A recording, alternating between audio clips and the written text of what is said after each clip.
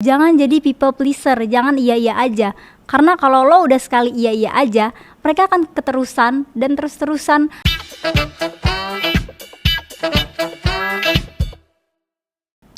Halo sobat, selamat datang di podcast Berbagi Rasa. Di sini kita ngobrolin hal-hal yang kadang susah diungkapin karena lebih sering kita pendam sendiri. Bareng gue Bella, dan di episode kali ini gue bakal bahas topik yang mungkin banyak dari kita yang ngalamin tanpa kita sadari. Pernah gak sih lo ngerasa hubungan yang lo jalanin sekarang, entah itu dengan pacar, temen, atau keluarga, itu malah bikin lo insecure, capek, stres, gak berkembang, dan ujungnya malah overthinking? Awas, hati-hati, jangan-jangan lo bener banget terjebak di dalam toxic relationship. Emang apa sih toxic relationship itu? Toxic relationship adalah hubungan yang secara emosional, psikologis, atau bahkan fisik yang memberikan dampak negatif ke salah satu pihak maupun ke semua pihak yang terlibat. Intinya, hubungan ini gak sehat karena lebih banyak memberi luka, stres, dan perasaan gak nyaman daripada kebahagiaan. Biasanya, toxic relationship ini ditandai dengan pola komunikasi yang negatif, kurangnya rasa saling menghargai satu sama lain, atau bahkan manipulasi dan kekerasan fisik maupun verbal. Kayak misalnya pacar lo yang gak bolehin lo untuk hangout sama teman-teman lo, atau temen lo yang selalu ngejudge penampilan lo, padahal ya emang tujuan mereka tuh itu, kedoknya sih mendukung tapi ternyata menjudge. Kalau dalam hubungan pacaran, toxic behavior ini bisa muncul sebagai kecemburuan yang gak berdasar, intimidasi atau gaslighting, atau bahkan kekerasan fisik maupun verbal. Terus apa aja tanda-tanda toxic relationship? Yang pertama dan yang paling ketara ya, ada kontrol dan dominasi berlebih dari salah satu pihak. Misalnya kayak tadi gue bilang, pacar lo gak ngebolehin lo untuk hangout sama teman-teman lo, atau misalnya teman lo yang terlalu mendominasi di circle pertemanan kalian. Misalnya kalian mau makan atau mau main nih, tapi teman lo yang satu ini gak setuju. Ya jadi ujungnya batal semuanya, ngikutin maunya dia. Terus ada komunikasi yang negatif, kayak misalnya lo sama pacar lo tuh berantem karena hal kecil, terus ujung-ujungnya salah-salahan, dan berakhir diem-dieman atau silent treatment. Nah, komunikasi di sini bukannya jadi ajang saling mendukung, saling ngedengerin keluh kesah satu sama lain, tapi malah jadi ngejatohin gitu. Terus ada kurangnya rasa saling menghargai satu sama lain.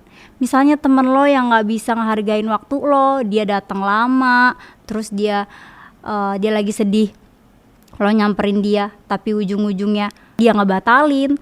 Atau pacar lo misalnya yang lagi dia terlalu ngebelain temennya, padahal kan lo pacarnya, tapi dia malah deket-deket sama lawan jenis dan gak mau salah. Terus ada manipulasi dan gaslighting. Nah menurut gue, manipulasi dan gaslighting ini bahaya banget sih, karena pasangan atau temen lo bisa bikin lo meragukan perasaan dan pikiran lo sendiri. Misalnya kayak lo kecewa nih sama pacar lo, tapi pacar lo malah bilang, kamu mah terlalu sensitif, kamu mah terlalu berlebihan. Terus misalnya kalau dalam hubungan pertemanan, temen lo nih salah, lo lagi ada masalah sama dia, tapi dia tuh gak mau gitu, dia malah ngefitnah lo dengan bilang lo kayak gini lah, lo kayak gini, padahal itu gak ada sama sekali, padahal itu fitnah. Dan ada kekerasan fisik dan verbal. Kalau menurut gue, kalau hubungan lo udah toksiknya sampai ke ranah fisik, mending udahin aja.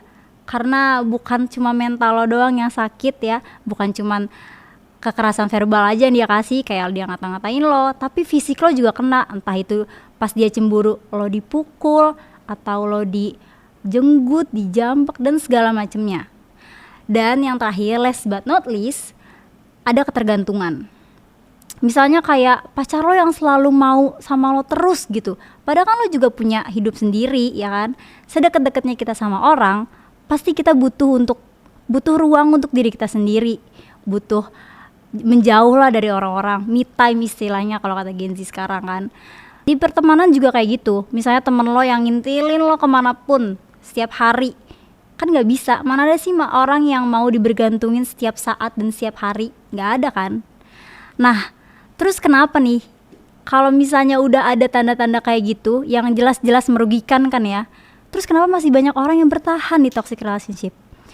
Kalau dalam hubungan pacaran banyak sih alasannya, tapi salah satunya mungkin beberapa bisa jadi dia masih sayang atau dia masih takut sendirian, dan yang paling penting tuh dia tuh nggak sadar kalau misalnya dia tuh ada di hubungan yang toksik.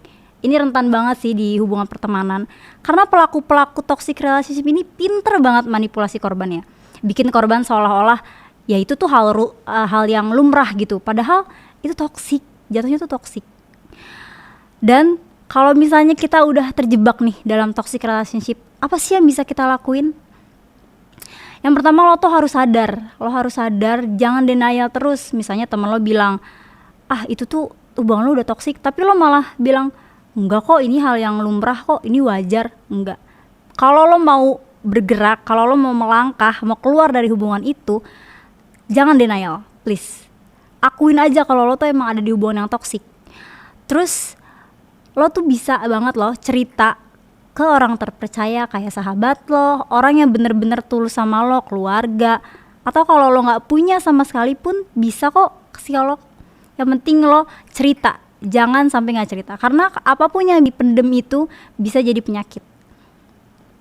Terus lo harus kasih batasan ke orang-orang yang toksik, entah itu pacar atau temen lo. Jangan jadi people pleaser, jangan iya-iya aja, karena kalau lo udah sekali iya-iya aja, mereka akan keterusan dan terus-terusan bikin lo iya-iya aja terus gitu. Misalnya lo selalu bilang iya, gue bisa kok kapan aja, dan temen lo malah jadi seenak-enaknya. Pun begitu juga dengan pasangan kita, pacar lo juga. Misalnya lo nurut banget sama dia, tapi emang dia nurut sama lo? Kebanyakannya tuh ceweknya nurut apa segala macem, tapi cowoknya wah gue gak bisa ngomong deh, karena emang berbanding terbalik banget gitu. Terus yang terakhir, pikirin lagi lo harus stay atau keluar.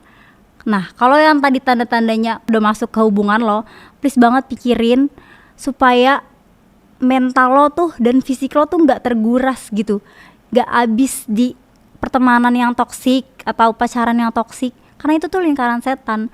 Apalagi kalau misalnya lo temenan sama orang NPD, terus atau pacaran sama orang NPD, mereka tuh nggak akan bisa sembuh karena mereka tuh nggak sadar kalau mereka tuh NPD. Nah itu dia tadi tanda-tandanya, terus apa yang bisa lo lakuin ataupun alasannya. Kebanyakan sih orang bingung ya kenapa orang-orang masih mau di toxic relationship gitu, masih mau lanjut gitu sama pasangannya, atau masih nggak mau keluar dalam circle pertemanan yang wah toxic banget gitu. Nah dari episode ini kita jadi tahu nih kalau toxic relationship itu bukan sekedar pertengkaran atau cemburu biasa, tapi tentang pola komunikasi hubungan yang bisa bikin kita kehilangan diri kita sendiri, merasa nggak aman, merasa nggak nyaman, dan terus-terusan tertekan maupun secara psikologis, emosional, atau bahkan fisik. Tanda-tandanya juga bisa halus kayak tadi, teman lo selalu ngejudge lo terus, berkedoknya sih mendukung ya, gue kan baik, gue kasih tahu lo supaya lo tuh nggak ditegur sama orang lain, tapi ujung-ujungnya dia ngehina lo juga, dia ngejudge lo juga. Terus ada juga yang sampai bahaya banget kayak manipulasi sama kekerasan fisik. Itu menurut gue udah level up banget sih, itu bikin orang capek, mental dan fisik lo tuh capek gitu. Dan yang paling penting tuh ya, toxic relationship tuh gak cuma bisa terjadi di pacaran aja, pertemanan juga banyak banget orang yang gak sadar kalau dia tuh ada di pertemanan yang toxic. Karena menurut gue lebih susah keluar di pertemanan yang toksik ya daripada di hubungan yang toksik kayak pacaran gitu. Karena kalau di pertemanan tuh orang yang manipulasi tuh banyak banget dan mereka tuh pinter gitu, bikin seolah-olah tuh korbannya ya udah itu hal yang biasa, bukan hal yang toksik gitu. Jadi kalau misalnya lo ngerasa nih hubungan lo entah itu pacaran atau pertemanan lo tuh ada yang nggak beres gitu, coba deh lo berhenti sebentar, dengerin kata hati dan intuisi lo. Dan jangan takut untuk melangkah sekecil apapun itu, karena pada akhirnya mencintai diri sendiri adalah bentuk cinta paling besar yang bisa kita kasih. Sobat, kalau lo ngerasa episode kali ini bermanfaat, boleh banget lo share ke teman, sahabat, keluarga, atau ke siapapun itu yang sedang berada di toxic relationship. Karena kadang sekecil apapun informasi yang kita kasih, itu bisa jadi dampak atau perubahan besar gitu buat seseorang. Jangan lupa untuk follow kita di YouTube @berbagirasapodcast untuk melihat next episode selanjutnya biar lo bisa mengenal diri lo sendiri. Dan buat lo yang pengen lebih deket lagi sama kita, bisa banget follow kita di Instagram @berbagirasapodcast.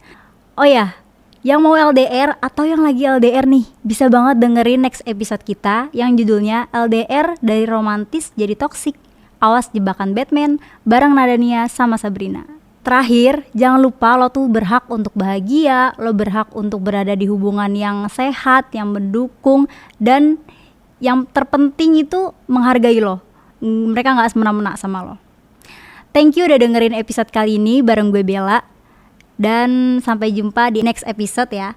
Semoga setelah nonton ini lo bisa jadi lebih care sama hubungan lo, biar gak toksik, jaga hubungan lo biar gak toksik, dan jaga diri lo. Sekian dari gue, bye.